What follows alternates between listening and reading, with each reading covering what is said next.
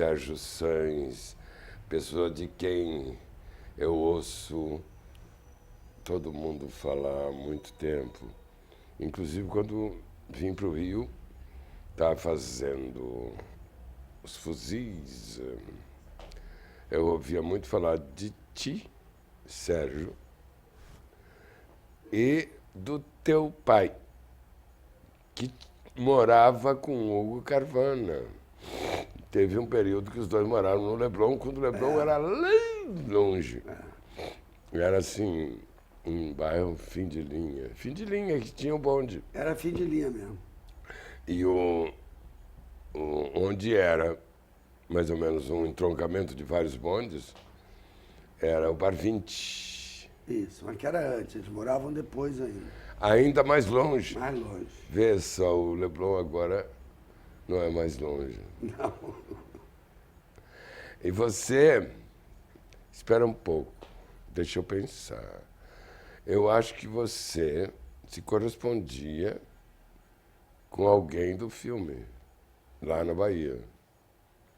Tinha o Cacá, que se correspondia. Acho que o Cacá era amigo da Nara. O Rui Guerra não era namorado da Nara. Não era isso. Era namorado da Nara. Não, no chute Era. Porque ele estava em São Paulo com ela. Não, foi depois por causa da dublagem e tal. Mas na filmagem, os fuzis não era, não. Peraí, tia. O recado desculpe eu usar essa terminologia não humana, mas gaúcha, contigo te chamar de tia, porque você tem origens, né? Gaúchos, todos meus pais, os dois. O Zé? Gaúchos. O Zé era de Pelotas. Uau! Zé Sães era de Pelotas. E a tua mãe é de Livramento. Isso, de Santana do Livramento. Santana do Livramento. Ela, uma vez, ela foi capa, ou da Cruzeiro, da Cruzeiro, não existia manchete ainda, eu acho. Já também voltando muito para trás, mas, quer dizer... Sim, mas eu sou de época e você está ficando. Eu também sou, a nossa diferença de idade é 1 ano. Nós somos coetâneos quase, né? É. Mas eu me lembro que o Cacá escrevia... A Nara mandava fita cassete pro Hugo. Porque você estava lá, sabe muito melhor do que eu, claro. Porque eu depois montei os fuzis com o Rui. Mas eu não fui para lá, eu só fui uma vez. Mas havia muito interesse do pessoal do cinema nessa filmagem. Havia. Se criou, assim, uma atmosfera de esperança, sabe, o cinema brasileiro se universalizar nesse período. E de alguma maneira conseguiram, quer dizer, é dos filmes mais importantes do cinema brasileiro. Do seu ponto de vista do Universal, né? E ele foi para Berlim, foi para Europa. Tirou um urso lá em Berlim. Em Paris, ganhou um urso em Berlim. Foi exibido em Paris, em cinema normal e tal. Meio que o Rui era um português meio afrancesado, né? Totalmente. Você tem se dedicado até agora ao documentário e eu quero te confessar que eu prefiro documentário. Quando eu sento na plateia e é um documentário, o que vier eu aceito. A não ser Primo Carbonari, assim que ele monta por metro. O Primo... Mas das pessoas que se dedicam, Vladimir, o João, eu toda hora que ia falar no Linduarte Noronha, a equipe se olhava e dizia assim, lá vem Aruanda. Porque Mas é o pai de todo mundo, Aruanda. Por mais que eu chatei de falar, é o pai de todo mundo. Quer dizer, o Geraldo Sarno tem uma frase genial, porque ele diz assim, quando eu vi Aruanda na Bahia, o Geraldo trabalhava na Corte de Justiça do Trabalho, era funcionário daquele negócio. Aí ele viu o Aruanda e disse assim, se esse cara lá na Paraíba pode filmar, porque ninguém conhecia o Eduardo, eu também posso filmar. Vladimir trabalhou. E aí começou mesmo, Vladimir era paraibano lá e tal. E começou a a se interessar em fazer cinema, em fazer tudo, por causa do Aruanda. E todo mundo, quando o Aruanda chegou no Rio, que ele veio montar aqui, que eu fui lá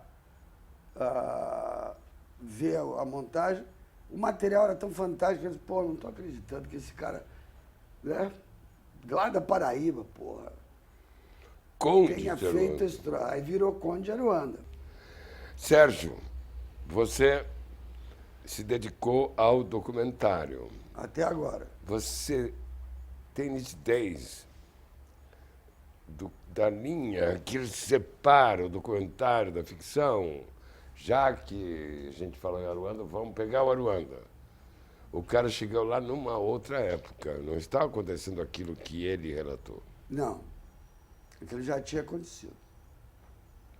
Ele fez uma coisa que agora é normal, chamada docudrama. Ele recriou toda a situação com as pessoas reais, quer dizer, os retirantes, e fez a caminhada toda deles. Sim, e os participantes eram atores. Eram atores, exatamente, mas E só que eles eram estavam. atores... Eles não estavam O povo. faking, porque Não. a circunstância é legítima. É, Mas tinha uma dramaturgia. tinha, completa, e tinha uma fotografia extraordinária. E ele tinha aquele conceito, ele trabalhou muito o filme quanto ideia antes de filmar. Que essa estupidez de se dizerem que documentário não tem roteiro. Tem roteiro. Não é? Tem pelo menos. Quer dizer, tem o sujeito que eu acho que. Não sei se você concorda comigo, mas tem uma vontade do documentarista. Tem, claro que tem. Tem posição, tem tudo. Outra coisa que eu acho é o seguinte: tem que tomar cuidado para não encher o saco. Tem. Porque tem um italiano, um crítico italiano, diz assim: documentário é uma coisa formidável. Ele tem que nos dizer muitas coisas, mas às vezes tem que ser um pouquinho chato. Em alguns momentos ele tem que ser um pouquinho chato. É, por exemplo, Porque você perde um tempo para dizer alguma coisa que você precisa dizer para entender o resto do filme. E aquilo é meio chatinho. Assim. e frequentemente se refere a um sujeito. Né? Esse sujeito no documentário é o objeto. É, Na exibição do documentário, o sujeito é o documentarista. exatamente. Eu estou supondo, estou chutando, espero que você. Não, é isso mesmo, quer dizer. O documentário sempre é pessoal, quer dizer. Ele é muito mais pessoal que uma ficção. Agora, nem o objeto, nem o sujeito pode ser chato. Olha, não, deve-se evitar ao máximo ser chato. Mas tem horas que não dá. Eu Não, já mas aí tentei- você já levantou a bola, você já seduziu o espectador, né? Então, quer dizer, aí nada é chato. e passa, né? Mas, às vezes, ele é... Outro dia, a Érica me contou que na escola de cinema que ela está tirando, diz assim, se vocês quiserem encrenca, se chama Criança, Bicho ou Paulo César Pereira. É Mas bom você porque tem uma história com Carvana no seu teatro, lá em Porto Alegre. Como é que é essa história? Que eu nunca entendi direito. Carvana me contou uma vez e eu não entendi direito. Você tinha um teatro que tinha um bar, é isso? E No como é que porão. foi? Não, é o seguinte, o teatro a gente fez. Eu tinha vindo do interior. A gente fez o teatro vendendo títulos de sócios para conseguir recursos para fazer o teatro. Compramos uma casa, demolimos por dentro. Então se manteve o porão, aí o teatro tinha 117 lugares. Aqui agora é considerado bom tamanho, mas naquele tempo era pequeno, porque os teatros tinham que ser grandes. As pessoas iam ao teatro. Iam. E tinha muita companhia do Rio de São Paulo que ia para lá. Né? Não tinha nem videotape naquela época. Ah, eu já sei. Foi o Carvana e o Milani que estavam fazendo uma excursão Isso. do Pagador de Promessas. Era Linhares que era fazer o personagem. Bem, aí eles foram lá para beber. Eu sentei na mesa, tomamos uísque e tal. E aí eu saí, por qualquer razão, eles pediram a conta. E o que eu tinha bebido, o Zé, que era o gerente, botou na conta deles. Mas É essa a história, né? não foi um golpe de minha parte, foi o maître. E o Carvana falou que ia se vingar de mim. Porque eu, na conversa, disse que eu era ator, que eu queria ir pro Rio e tal. Se assim chegar aqui, ele vai ver o que é bom pra tosse. É sem frescura, porra!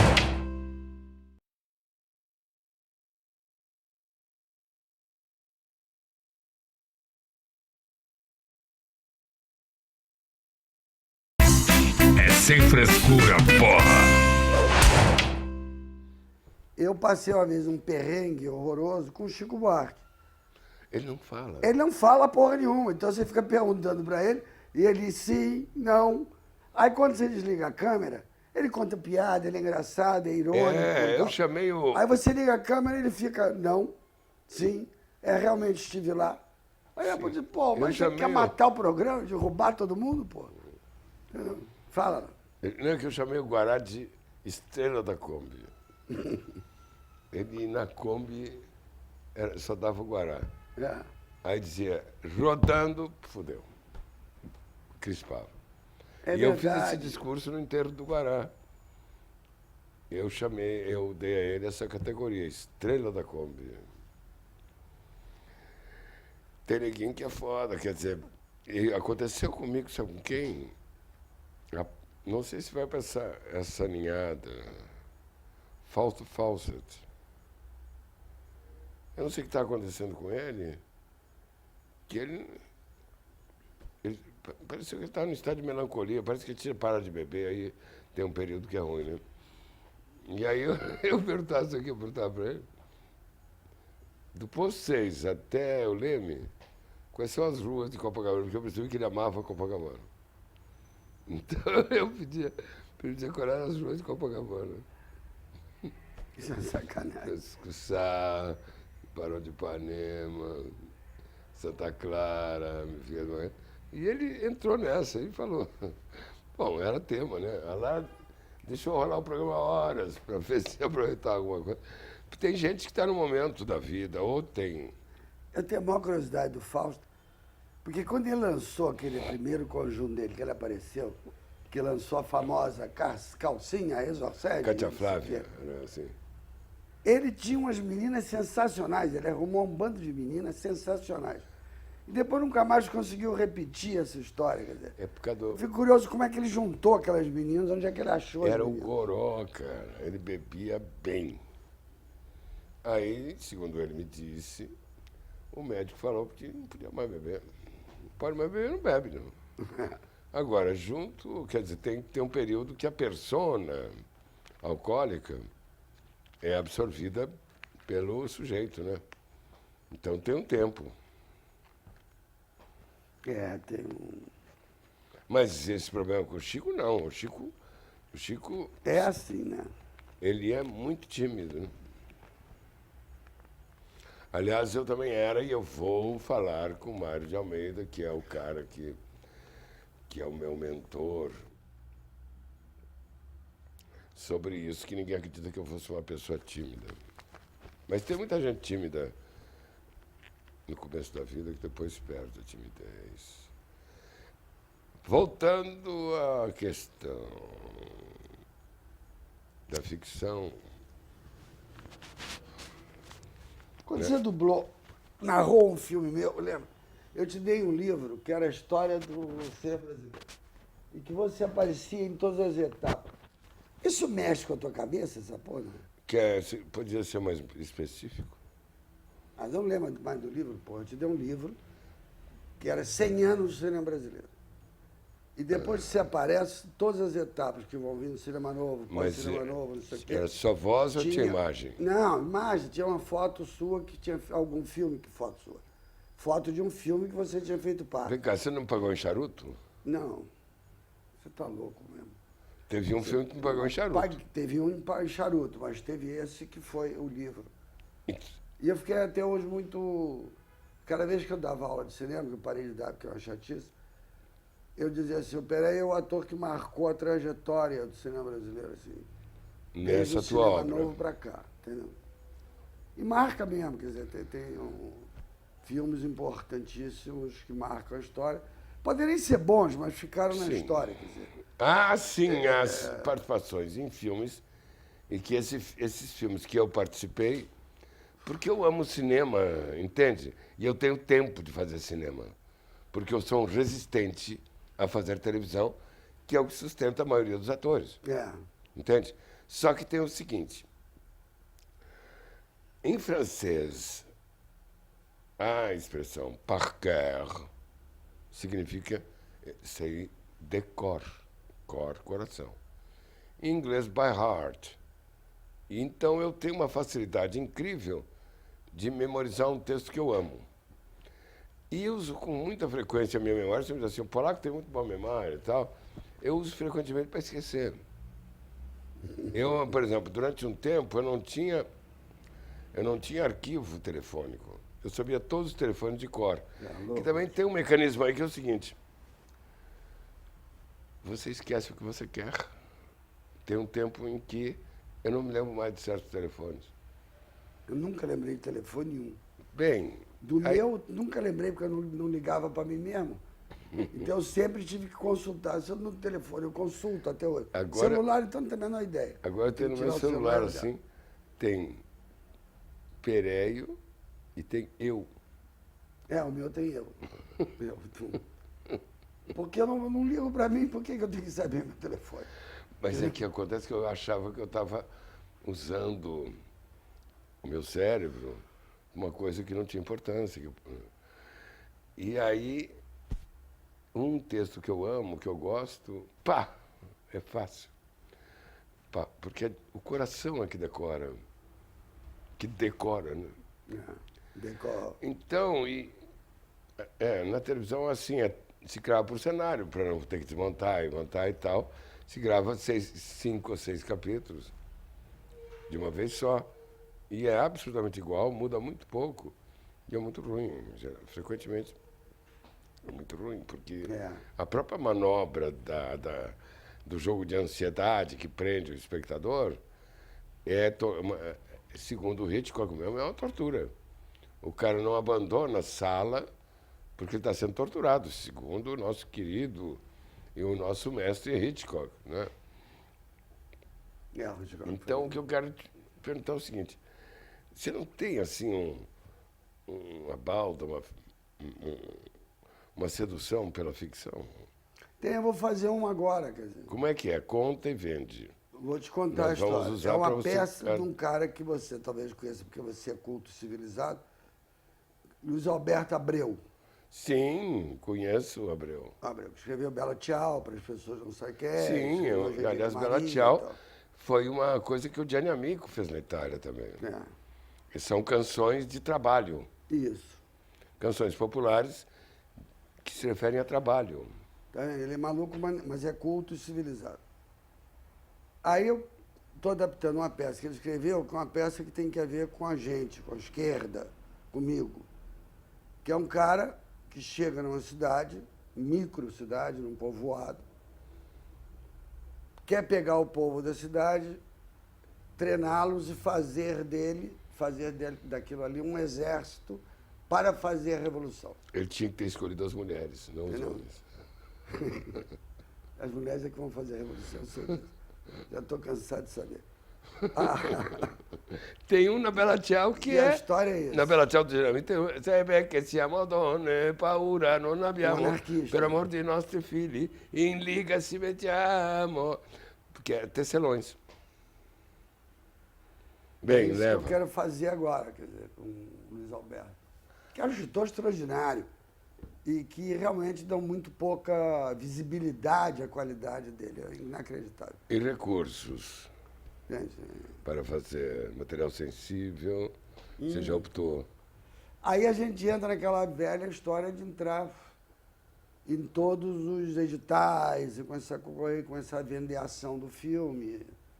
Então, eu estou na fase de começar a vender a ação do filme e Já tem na Bolsa de Valores? já está na Bolsa de Valores, está na Petrobras, está no Ben10. Isso é uma evolução considerável. Colocar o filme na Bolsa de Valores, porque tem uma questão da anistia fiscal, que para mim é grave, que é o projeto específico. Eu acho que tinha que botar ações do cinema brasileiro na Bolsa de Valores. Entendeste o que eu falo? Para o capitalista que entra no mercado de capitais, para aplicar no cinema brasileiro, não poderia ser um projeto específico. Eu não sei como é que é. Um fundo. Devia ser a gira toda. É. Entende? É como, por exemplo, mineração. Né? Não é numa mina. Mas no mercado de capitais, devia ser o negócio da mineração como o cinema brasileiro no mercado de capitais. Eu não sei, o que você acha sobre isso? Eu acho que isso aí devia ser, porque senão você fica escravo daquele filme. Cativo de um cara De um cara, não. que não entende porra nenhuma de cinema. E ao mesmo tempo você tem que supor o que ele quer e botar os atores e a história, Às vezes a mulher dele até. até a mulher dele. Entendeu? No filme, para que ele compre as ações do seu filme. Então você começa a... Aliás, no início do cinema americano tem coisas assim, não tem? Tem, várias. Você quer dizer alguma coisa que possa te ajudar a levantar recursos para esse teu filme? Não. Então, muito obrigado. Foi um prazer. Foi um grande prazer. Foi uma Velho amigo. entrevista feita com o coração. Toda vez que eu faço assim, bate.